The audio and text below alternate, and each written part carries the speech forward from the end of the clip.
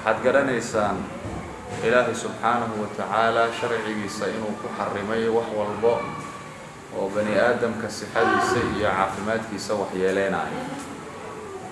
waxay shareecadu xarimtay wax walbo oo caqliga wax u dhimo, guud ahaan jasadka sixadiisa iyo caafimaadkiisa wixii wax u dhimo, waxyaalaha la cuno, waxyaalaha la cabo, dhammaan waa wax bani aadamku ay ka helaan manaafacaad iyo faa'iidooyin ay ka helaan. wax walbo oo caqligooda iyo sixadooda iyo caafimaadkooda dhibaateynayana shareecada islaamku way xarimtay. islaamka marka waa diin runtii markii la fiiriyo tacaaliimtiisa idil ilaalinayso masaalixda guud ee bani aadamka. waa diin dhiirigelisay wax walbo oo maslaxad dunyawi ah ay ku jirto iyo wax walbo maslaxo ukhrawi ah ay ku jirto. waa diin dhiirigelisay arrintaani maxaan idhaahdaa ay boorisay. waa diin marka shaamil ah oo dhinac walba taabanayso. walidaalika waxyaalaha ilaahay subxaanahu wa tacaala qur-aanka uu ku soo hadal qaaday waxaa ka mid a nin la dhihi jiray daaluud qisadiisa ayuu ilaahay qur-aanka ku soo hadal qaaday. daaluud wuxuu ahaa nin boqor ah oo ilaahay subxaanahu wa tacaala boqornimo uu u doortay, ummad inuu hogaamiyuu ilaahay u doortay subxaanahu wa tacaala. waxyaalaha marka daaluud ilaahay uu ku doortay waxaa ka mid a inuu daaluud ilaahay siiyey aqoon iyo sixatuljasad inuu ilaahay siiyey. walidaa ilaahay wuxuu yidhi in allaha istafaahu calaykum wazaadahu basdatan fi lcilmi waaljism. daaluud ilaah baa doortayoo wuxuuna ilaahay u siyaadiyey fidsanaan xagga cilmiga iyo xagga jismiga. cilmi ballaaran baa ilaahay siiyey, jismi qurux badan buu ilaahay siiyey, jismi caafimaad badan buu ilaahay siiyey. waxyaalaha lagu doortay marka taabaa ka mid ahayd oo ilaahay subxaanahu wa tacaala ummad inuu hogaamiyo u doortay. sidaasoo kale qur-aanka ilaahay subxaanahu wa tacaala wuxuu ku soo hadal qaaday nabiyullaahi muusa iyo nabiyullaahi shucayb. gabadhii nabiyullaahi shucayb markii nabiyullaahi muusa shucayb uu heshiis kula galay inuu maxaan idhaahdaaye u shaqeeyo in muddaa kadibna si gabadhii loogu soojeeyo. qisadaa markuu ilaahay ka hadlaayay gabadha aabbaheed waxay ku tiri yaa abati ista'jirhu inna khayra man ista'jarta alqawiyu alamiin. aabbow ninkaanu kirayso, qof adiga aada kiraysatood shaqaalo ka dhigato, qofka ugu wanaagsan waa qofka qabiga ahoo xoogga lahoo aaminkana. marka qawinimada waa qofka jasadkiisa inuu caafimaad qabo, xoogna uu leeyahay. taana marka waxay ku tusinaysaa waxyaalaha qofka lagu dooranayo hadday ahaan lahayd camal dunyawi ah, hadday ahaan lahayd inuu ummad hogaamiyo, inay qayb weyn ka tahay inuu qofka jismigiisa uu caafimaad haysto. walidaalika nabiga calayhi salaatu wasalaam wuxuu yidhi almu'minu alqawiyu khayrun wa axabu ila allahi min almu'mini aldaciif. mu'minka qabiga ah oo xoogga leh wuu khayr badan yahay, waana la jecel yahay ilaahay agtiisa. weliba waxaa laga jecel yahay mu'minka daciifka ah. marka quwaddana waxaa ka mid ah quwatuljasad baa ka mid ah, jasadkiisa qofka inuu awood leeyahay oo caafimaad uu qabo. mu'minka qabiga marka waxa weeyaan wuu khayr badan yahay, mu'minka daciifka wuu ka khayr badan yahay, waana laga jecel yahay ilaahay agtiisa mu'minka daciifka ah. arrimahaasoo idil marka waxay ku tusinayaan sixada iyo caafimaadka macnaha qofka ay u sameynayso unbay ku tusinayaan. bal rasuulkayna calayhi salaatu wasalaam nolosha wuxuu u qeybiyey 3 qeyb. qeyb ka mid ahne wuxuu ka dhigay caafimaadka ayuu ka dhigay. wuxuu yidhi man asbaxa mucaafan fii jasadihi aaminan fii sirbihi عنده قوت يومه فكأنما حيزت له الدنيا بحذافيرها يعني قفكي وبريستو أصيغو جسد كيسا لا عافماديي أو عافماد أو قبو واجا أبريو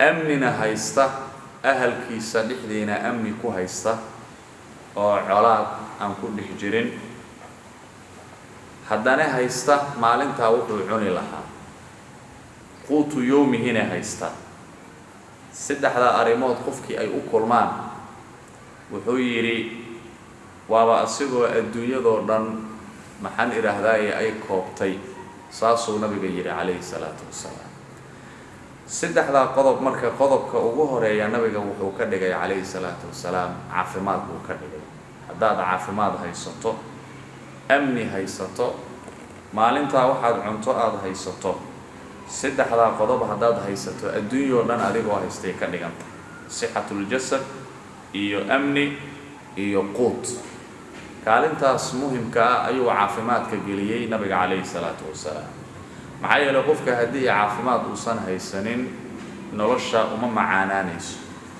sidaasoo kale haddii amni uusan haysaninna nolosha uma macaanaanayso sidaasoo kale hadduusan haysanin wuxuu cuno ma arkaysaa quud wuxuu ku noolaadaa hadduusan haysaninna nolosha uma macaanaanayso laakiin saddexdaa qodob qofka markuu isku helo فكأنما حيزت له الدنيا بحذافيرها وهو أصيغو الدنيا إذل محن إرهدائي أي وضع كوبتيو وحو نبي كتل مامي عليه الصلاة والسلام صحة يعافماتك نعمة وين بو نبي كتل مامي oo in badan oo bulshada kamid ahna ay iska halmaansan yihiin wuxuu nabiga yiri calayhi salaatu wasalaam ni'matani maghbunun fiihima kathirun min an-nas as-sihhatu wal faragh laba nicmo in badan oo dadka kamid ah way ku kadshoomeen oo labada nicmo in badan oo dadka kamid ah way ku dagan yihiin oo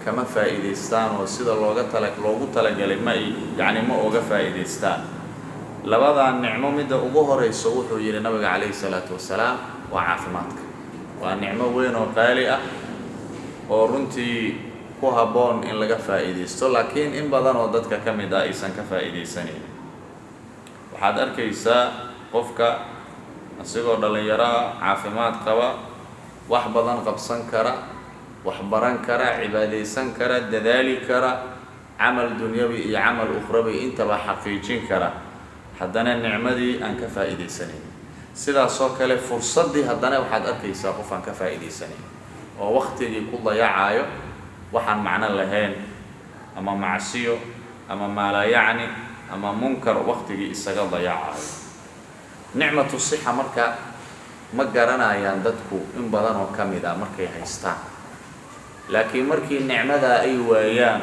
oo ay farahooda ka baxdo bay garanayaan walidaalika waxaa la yiraahdaa as-sihhatu taajun ala ru'uusi al-asihhaa la yaraahu illa al-marda caafimaadku waa taaj waa duub oo dadka caafimaadka qaba madaxooda ku xiran oo madaxooda saaran taajkaasna ma arkaan ilaa waxaa arkaan dadka xanuunsan baa arkaan dadka xanuunsan baa garanayaan nicmatu sixa qiimaha ay leedahay dadka xanuunsan ee cisbitaalada yaala ee jiifa ee dhibaataysan haddii la wareysto wax la idin siiyo maxaad ugu jeceshiin haddii la yiraahdo waxay sheeganayaan caafimaad bay sheeganayaan oo xataa lacagta iyo xoolaha iyo maalka caafimaadkii ka jecel yihiin si marka ay caafimaad u helaan bay maalka u bixinayaan si ay caafimaad u helaan baa waxay u gadayaan hanti maguurta ah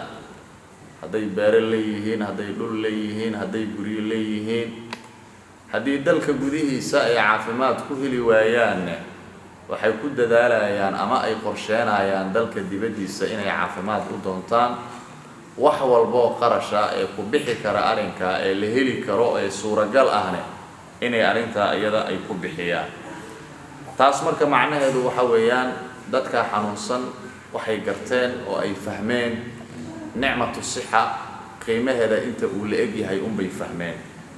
saa daraaddeeda marka dadka ilaahay subxaanahu wa tacaala nicmooyinka uu siiyey waxaa loo baahan yahay inay gartaan nicmooyinka intay nicmooyinka haystaan ayna ka faa'iidaystaan ayna ilaahay ugu dhawaadaan subxaanahu wa tacaala.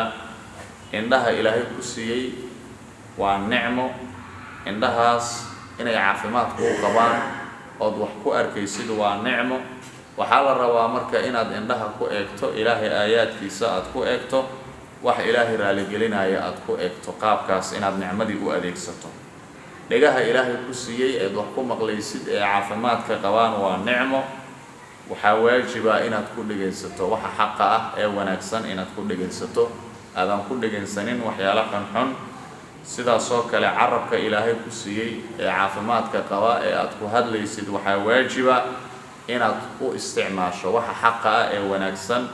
sidaasoo kale gacmahaaga inaad u adeegsato in aad ku saacido dadka muxtaajiinta ah ee dhibaataysan aadna ku samayso waxa ilaahay raaligelinayo. lugahaaga sidaasoo kale waad soconaysaa caafimaad baad qabtaa ilaahay waa kuu dhammaystiray inaad marka u adeegsatood ku aado masaajidda iyo goobaha khayraadka uu ka jira iyo meelaha masaalixdaada dunyabiga aad ku aaday sidoo kale.